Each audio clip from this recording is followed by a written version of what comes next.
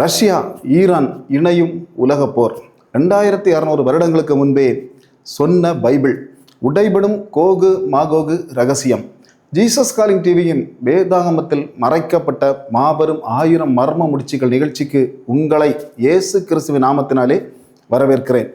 உலக வரைபடத்தை மாற்றப்போகும் யுத்தம், இஸ்ரேலை அழிக்க வரும் அந்த 5 நாடுகள், எசேக்கியேல் 38 பதைக்கும் தரிசனம், ரஷ்யா ஈரான் நாடுகளின் பைபிள் பெயர்களும் கோகு மாகோகு யுத்தமும், எசேக்கியேல் 38 சொல்லும் உலக போரும். இன்றைய டிவி செய்திகளை திறந்தாலே உலக மக்களின் மனதை குடையும் ஒரே வார்த்தை 3ஆம் உலக போர்.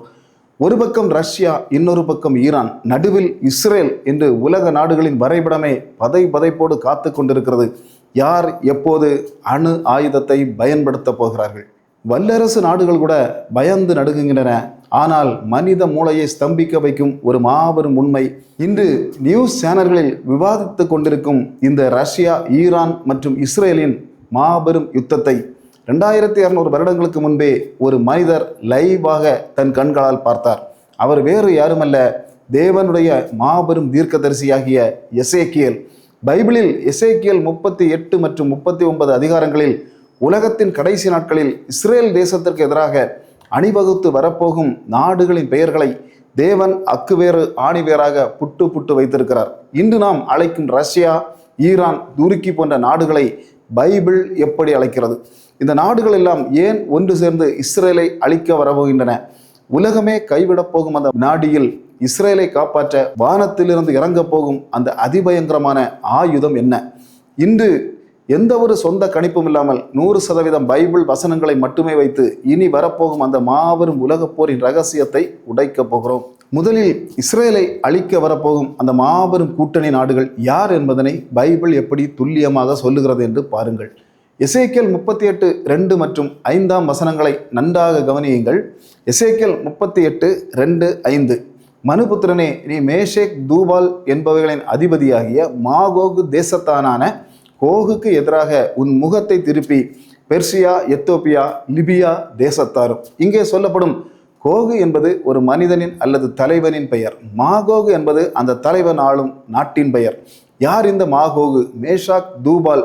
எசேக்கியேல் 38:15 ஆணித்தரமாக சொல்கிறது, அவர்கள் வட திசையின் கடையாந்தரத்திலிருந்து வருவார்கள். உலக வரைபடத்தில் இஸ்ரேலுக்கு நேர்வடக்கே கடையாந்தரத்தில் உள்ள மாபெரும் வல்லரசு நாடு எது? அதுதான் இன்றைய ரஷ்யா. அடுத்து 5ஆம் வசனம் சொல்லும் முதல் துணை கூட்டாளி பெர்சியா. பெர்சியா என்பது வேறு எந்த நாடும் இல்லை. 1935ஆம் ஆண்டு வரை இந்த பெயரில்தான் அந்த நாடு உலகத்தால் அழைக்கப்பட்டது.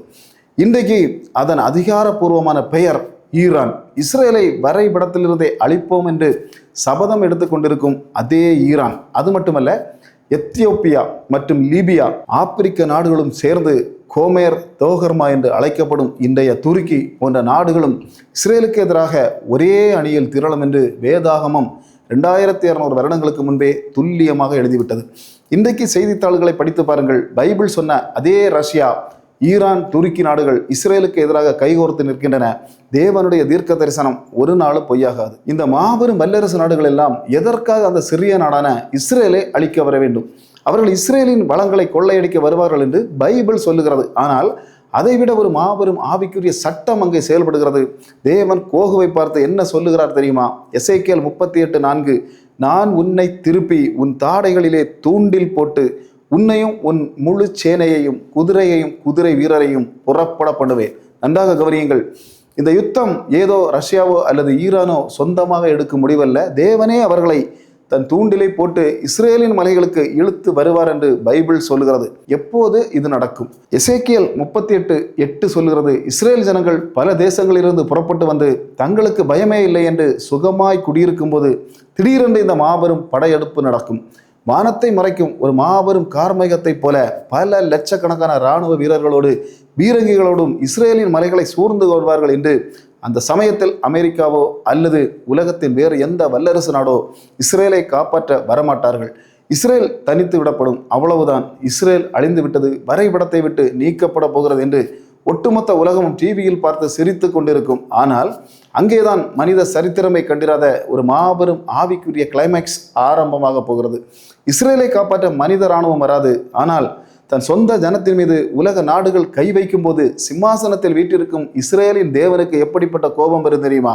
எசேக்கியேல் 38:18-19 வசனங்கள் சொல்கிறது, கோகு இஸ்ரேல் தேசத்துக்கு விரோதமாக வரும் அந்த நாளிலே என் உக்கிரம் என் முகத்திலே ஏறும் என்று கர்த்தராகி ஆண்டவர் சொல்லுகிறார். என் எரிச்சலினாலும் என் கோபாக்கினையினாலும் இதை சொன்னேன். அடுத்த வினாடி இஸ்ரேலின் மலைகளில் உலக சரித்திரத்திலேயே இல்லாத அளவுக்கு ஒரு மாபெரும் பூகம்பம் உண்டாகும். இஸ்ரேலை அழிக்க வந்த அத்தனை ரஷ்யா, ஈரான் மற்றும் கூட்டணி நாடுகளின் இராணுவங்களும் அந்த பூகம்பத்தில் நிலை குலைந்து சரிவார்கள். அது மட்டுமல்ல, தேவனுடைய கோபம் 3 விதமான ஆயுதங்களாக அவர்கள் மீது இறங்கும். பட்டயம், அந்த மாபெரும் கூட்டணி இராணுவத்திற்குள் திடீரென்று குழப்பம் ஏற்பட்டு ஒருவனை ஒருவன் வெட்டி தங்களுக்குள்ளேயே சண்டையிட்டு சாவார்கள். கொள்ளை நோய், கண்ணுக்கு தெரியாத அதிபயங்கரமான கொள்ளை நோய்களால் இராணுவம் சுருண்டு விழும். சோதோம் கொமோராவை அழித்தது போல வானத்திலிருந்து ராட்சத கல்மலையும் நெருப்பையும் கந்தகத்தையும் தேவன் நேராக அந்த மாபெரும் இராணுவத்தின் மீது பொழிய பண்ணுவார். இஸ்ரேலின் இராணுவம் ஒரு குண்டை கூட சுடவே வேண்டாம், தேவனே வானத்திலிருந்து இறங்கி ஒட்டுமொத்த கோகு மாகோகு இராணுவத்தையும் சுட்டு பொசுக்கி இஸ்ரேலின் மலைகளில் அவர்களை பிணங்களாக குவித்து வைப்பார். இந்த மாபெரும் கோகு மாகோகு யுத்தத்தின் முடிவு எவ்வளவு கொடூரமாக இருக்கும் என்பதனை எசேக்கியேல் 39வது அதிகாரம் துல்லியமாக பதிவு செய்கிறது. எசேக்கியேல் 39:9 மற்றும் 12 வசனங்கள், அப்பொழுது இஸ்ரேல் பட்டணங்களின் குடிகள் புறப்பட்டு வந்து ஆயுதங்களை 7 வருஷமாக எரிப்பார்கள். தேசத்தை சுத்தம் பண்ணும்படிக்கு இஸ்ரேல் வம்சத்தார் அவர்களை 7 மாதமாய் அடக்கம் பண்ணுவார்கள். இதை பாருங்கள். இந்த போர்க்களத்தில் சிதறி கிடக்கும் ஆயுதங்களை இஸ்ரேல் மக்கள் விறகாக பயன்படுத்தி 7 வருடங்களுக்கு நெருப்பு மூட்டுவார்களாம். அது மட்டுமல்ல, அந்த இஸ்ரேலின் மலைகளில் செத்து கிடக்கும் ரஷ்யா, ஈரான் கூட்டணி நாடுகளின் பிணங்களை மட்டும் புதைத்து முடிக்க இஸ்ரேல் மக்களுக்கு சரியாக 7 மாதங்கள் பிடிக்குமாம். அப்படி ஒரு பிரம்மாண்டமான பேரழிவை அந்த உலக நாடுகளுக்கு தேவன் கொடுப்பார். இதை செய்து முடித்த பின்பு தேவன் ஒட்டுமொத்த உலகத்தை பார்த்து ஒரு வார்த்தை சொல்லுவார், நான் மாம்சமான யாவருடைய மேலும் கண்களுக்கு முன்பாகவும் என் பரிசுத்தத்தை விளங்க பண்ணுவேன், நானே கர்த்தர் என்று அவர்கள் அறிந்து கொள்வார்கள். ஆம், இஸ்ரேலை தொடுகிறவன் தேவனுடைய கண்மணியை தொடுகிறான். இந்த யுத்தம் உலகத்தின் கடைசி நாட்களில் 100% நடந்தே தீரும். இது மனிதர்கள் எழுதும் வரலாறு அல்ல, சிம்மாசனத்தில் வீட்டிருக்கும் தேவாதி தேவன் முன்குறித்த மாபெரும் தீர்க்க தரிசனத்தின் அசைக்க முடியாத நிறைவேற்றம். கோகு மாகோகு யுத்தத்தில் இஸ்ரேலின் மலைகளில் குவிய போகும் பிணங்களின் மர்மத்தை பார்த்தோம். ஆனால் இங்கேதான் அடுத்த மாபெரும் ஆவிக்குரிய சஸ்பென்ஸ் ஆரம்பமாகிறது. இந்த உலகத்தில் மரித்தவர்கள் அனைவரும் என்றென்றைக்கும் அப்படியே மண்ணுக்குள் அழிந்து போவதில்லை. வெளிப்படுத்தின விசேஷம் 20வது அதிகாரத்தில் உலக சரித்திரத்திலேயே மிக கொடூரமான ஒரு மாபெரும் நீதிமன்றம் வானத்தில் அமைக்கப்படுகிறது. அதற்கு பெயர் வெள்ளை சிம்மாசன நியாய தீர்ப்பு. சமுத்திரம் தன்னிடம் மரித்தவர்களை ஒப்புவிக்கும், மரணமும் பாதாளமும் தங்களிடம் உள்ள பிணங்களை வெளியே துப்பும். யார் அந்த சிம்மாசனத்தில் வீட்டிருப்பது?